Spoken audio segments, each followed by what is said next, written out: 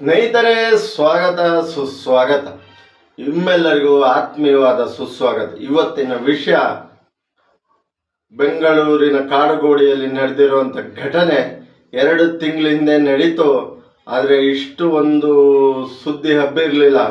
ಆದರೆ ಅವರ ತಂದೆ ಸತ್ಯ ಹೊರ ಹಾಕಿ ಧೈರ್ಯ ಮಾಡಿ ಕಂಪ್ಲೇಂಟ್ ಕೊಟ್ಟ ಮೇಲೆ ಇವತ್ತಿನ ದಿನ ಆ ಚಿಕ್ಕ ಪಾಪು ವೆನಿಲಾ ಬೇಬಿಯ ಆತ್ಮ ಒಂದು ಮಟ್ಟದ ಶಾಂತಿ ಸಿಕ್ಕಿರ್ಬೋದು. ಆ ತಂದೆಯ ಅಂತರಾಳ ಆತ್ಮದ ನೋವು ಯಾರಿಗೂ ಹೇಳ್ಕೊಳಕ್ಕಾಗಲ್ಲ. ಯಾಕೆಂದರೆ ತಾಯಿನೇ ಸರ್ವಸ್ವ, ತಾಯಿನೇ ದೈವ, ತಾಯಿನೇ ಎಲ್ಲ ಅಂತೀವಿ. ಆದರೆ ಆ ತಾಯಿ ಮಾಡಿರೋಂಥ ಕೆಲಸ, ತಾಯಿಯ ಒಂದು ಚೆಲ್ಲಾಟ ಕಾಮದಾಟಕ್ಕೆ ಆ ಚಿಕ್ಕ ಪಾಪು ಬಲಿಯಾಗಿದೆ. ವಿಷಯ ಏನಂದರೆ, 18 ವರ್ಷಗಳ ಹಿಂದೆ ಈ ಪ್ರವೀಣ್ ಅನ್ನೋರು ಮದುವೆ ಆಗಿರ್ತಾರೆ. ಆದರೆ ಸಂಸಾರ ಚೆನ್ನಾಗೇ ಇರುತ್ತೆ. ಇತ್ತೀಚೆಗೆ ಸದ್ಯದಲ್ಲಿ ಸೋಲೋ ಟ್ರಿಪ್ ಹೋಗಿ ಬರ್ತೀವಿ ಅಂತ ಅವ್ರ ಹೆಂಡತಿ ಹೇಳಿದಾಗ ಈ ವ್ಯಕ್ತಿ ಕಳಿಸ್ಕೊಡ್ತಾರೆ. 18 ವರ್ಷ ಜೊತೆ ಸಂಸಾರ ಮಾಡಿರೋ ಒಂದು ನಂಬಿಕೆಯಲ್ಲಿ ಆತಗೆ ಅನುಮಾನ ಬಂದಿರಲಿಲ್ಲ. ಆದರೆ ಈಕೆಯ ಚಟ ನೋಡಿ ಹರಿದ್ವಾರಕ್ಕೆ ಸೋಲೋ ಟ್ರಿಪ್ ಹೋಗಿ ಅಲ್ಲಿ ಇನ್ನೊಬ್ಬ ಪ್ರಿಯಕರನ ಜೊತೆ ಮದುವೆ ಆಗಿ ವಾಪಸ್ಸು ಬಂದಿದ್ದಾರೆ. ಮತ್ತೆ ಫ್ಯಾಮಿಲಿ ಜೊತೆ ಅವ್ರ ಅಣ್ಣನ ಜೊತೆ ಟ್ರಿಪ್ ಹೋಗ್ತೀವಿ ಅಂದಾಗ ದುಬೈಗೆ 5 ದಿವಸದ ಟ್ರಿಪ್ಪು ಸಮೇತ ಕಳಿಸ್ಕೊಟ್ಟಿದ್ದಾರೆ. ಆ ಟ್ರಿಪ್ಪಿಂದ ಬಂದು ಸ್ವಲ್ಪ ದಿನಕ್ಕೆ ನನಗೆ ಡಿವೋರ್ಸ್ ಬೇಕು, ನಾನು ಬೇರೆ ಒಬ್ಬನ ಮದುವೆ ಆಗ್ತೀನಿ, ಅವನು ಕೋಟ್ಯಾಧಿಪತಿ, ಹಾಗೆ ಹೀಗೆ ಅಂತ.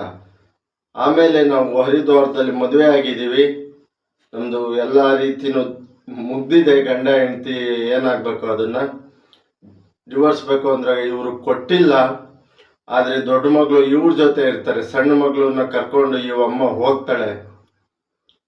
ಆದ ಸ್ವಲ್ಪ ದಿನದಲ್ಲೇ ಆ ವೆನಿಲಾ ಪಾಪನ ಸಾವಾಗುತ್ತೆ. ಸಾವಾದಾಗ ಅಷ್ಟು ತಿಳಿದಿರಲ್ಲ ಇವ ಗಂಡನಿಗೂ ಏನಾಗುತ್ತೆ ಏನು ಅಂತ. ಮಗು ಸತ್ತ ಶಾಕಲ್ಲೇ ಹೊರಗಡೆ ಎಲ್ಲ ಇರ್ತಾರೆ. ಇವರು ಭಾವ ಫೋನ್ ಮಾಡಿ ಹೇಳಿದಾಗ ಅವರು ಬಂದು ಒಂದು ಹಾಸ್ಪಿಟ್ಲ್ ಹತ್ರ ಬಂದಾಗ, ವೈಟ್ ಫೀಲ್ಡ್ ಹತ್ರ ಬಂದಾಗ ಸಾವಾಗಿರುತ್ತೆ. ಯಾರೇ ತಂದೆಯೋ ಒಬ್ಬ ಚಿಕ್ಕ ಮಗು ಸತ್ತಿದೆ, ಅದ್ರ ಬಗ್ಗೆ ಏನು ಅಂದಾಗ ಅದು ತಿಳಿದಿರಲ್ಲ. ಆದರೆ ಆಮೇಲೆ ತಿಳಿಯುತ್ತೆ ಅಮ್ಮ ಸೆಕೆಂಡ್ PUCಲೇ ಸಂಬಂಧ ಇತ್ತಂತೆ ಈ ವ್ಯಕ್ತಿ ಜೊತೆ. ಆದರೆ ಇವನ್ ನೋಡಿದ್ರೆ ಕೋಟ್ಯಾಧಿಪತಿ ಅನ್ಕೊಂಡಿದ್ಲು, ಇವನ್ ನೋಡಿದ್ರೆ ಮದುವೆ ಬ್ರೋಕರು, ಮತ್ತೊಂದು ಬ್ರೋಕರ್ ಕೆಲಸ ಮಾಡೋಣಂತೆ.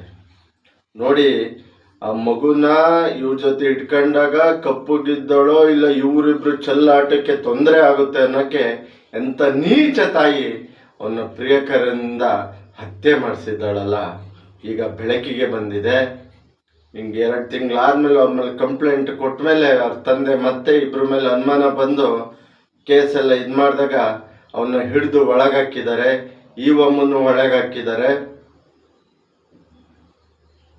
ಆದರೆ ನೋಡಿ ಸ್ನೇಹಿತರೆ, ಇವತ್ತು ಆ ಮಗುಗೆ ಒಂದು ನ್ಯಾಯ ಸಿಗಲಿ, ಇನ್ನೂ ತನಿಖೆ ಆಗ್ತಾಯಿದೆ. ಎಲ್ಲ ಪ್ರಕರಣದಲ್ಲಿ ಬಿಟ್ಟು ಇವಳು ತಾಯಿಯಾಗಿ ಹೇಗೆ ಈ ನೀಚ ಹೆಂಗಸಿಗೆ ಮನಸ್ಸು ಬಂತ್ರಿ? ಸ್ವಂತ ಮಗಳನ್ನೇ ಸಾಯಿಸಿದಾಳೆ ಅಂದರೆ ಇನ್ನೆಂಥ ವ್ಯಕ್ತಿ ಇರ್ಬೋದು ಇವಳು. ಈಗ ಪ್ರಿಯಕರನ ಮೇಲೆ ಬೈತಾ ಇದ್ದಾಳಂತೆ, ನನ್ನ ಸಂಸಾರ ಹಾಳಾಗಕ್ಕೆ ಕಾರಣ ನನ್ನ ಮಗುನು ಇದು ಮಾಡಿದ ಅಂತ. ಅವಾಗ ಮಾಡಿಸ್ಬೇಕಾರೆ ನಿನಗೆ ಜ್ಞಾನ ಇರಲಿಲ್ವ? ನಾಚಿಕೆ ಆಗಲ್ವ? ಎಂಥ ನಾಚಿಕೆಟ್ಟು ಹೆಂಗಸ್ರಿ ಇವರು. ತನ್ನ ಮಗುವನ್ನ ಕೊಲ್ಸ್ಬೇಕಾರೆ ಹೇಗಾರು ಮನ್ಸು ಬಂತು? ಆ ಚಿಕ್ಕ ಮಗುನ ಹಸುಗೂಸು ಹೆಂಗೆ ನರಳುತ್ತಾ ಪ್ರಾಣ ಬಿಟ್ಟಿರ್ಬೋದು. ಅವ್ರ ತಂದೆ ನೋವ್ತಾ ಹೇಳ್ತಾ ಇದ್ರೆ ಮನನ್ ಕುಲ್ಕುತ್ತೇರಿ. ಆ ಮಗು ವಿಡಿಯೋಗಳು ನೋಡಿದ್ರೆ, ಆಟ ಆಡ್ತಾ ಇರೋದು, ಅಪ್ಪ ಅಂತ ಇರೋ ವಿಡಿಯೋಗಳು ನೋಡಿದ್ರೆ. ಸೆಕೆಂಡ್ PUC ಒಬ್ಬ ಮಗಳಿದ್ದಾಳೆ, ಇನ್ನೊಬ್ಬ ಚಿಕ್ಕ ಮಗಳು. ಆ ಚಿಕ್ಕ ಮಗಳನ್ನ ಪ್ರಾಣ ಹಿಂಡಿದಾಳೆ. ಸತ್ತ ಮೇಲೆ ಆ ಮಗು ಸಾವಾಗದ್ಮೇಲೆ ಇವರು ಒಂದಾಗಿ ಎಲ್ಲೆಲ್ಲೋ ತಿರುಗಡೆ ಉಳಿದು ಬಂದಿದ್ದಾರೆ ಅಂದರೆ ಇವಳು ಪಕ್ಕ ಆಗಿದೆ, ಇವರೇ ಕೊಲೆ ಮಾಡಿಸಿರೋದು ಅಂತ.